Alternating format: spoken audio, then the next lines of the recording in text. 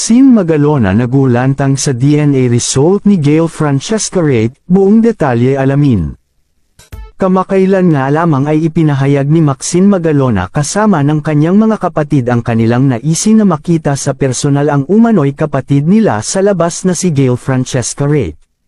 Bagaman kanilang sinabi na hindi pa ito ang tamang panahon dahil sa sila ay gulat na gulat pa rin sa mga nangyayari, ay hindi naman ito naging hadlang para kanilang ipahayag ang kanilang pagiging bukas kay Gail Francesca dahil kung tutuusin ay maituturing rin naman umano nilang kapatid ito dahil sa iisa lamang ang kanilang ama. Sa isang banda nga ay nakuha na ng kanilang ina na si Pia Arroyo Magalona ang resulta ng DNA test na isinagawa kay Gail Francesca Rate at sa kanya umanong ama na si Francis Magalona.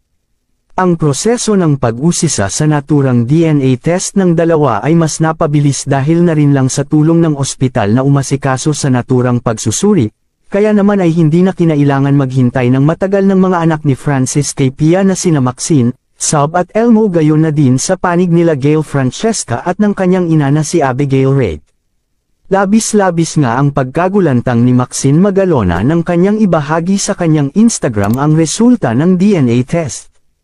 Lumalabas kasi umano dito na 99.9% confirmed na kapatid nga nila si Gail Francesca na kung kaya naman ay hindi niya maiwasan ang pagiging emosyonal habang binabasa ang nakasaad sa resulta ng DNA test.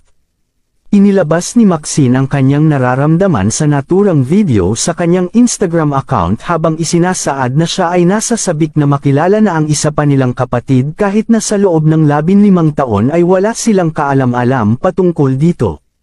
Inihahanda ng araw nila ang kanilang pagkikita kasama nila Elmo at Sab at nang sila ay tuluyan ng makapag-usap-usap.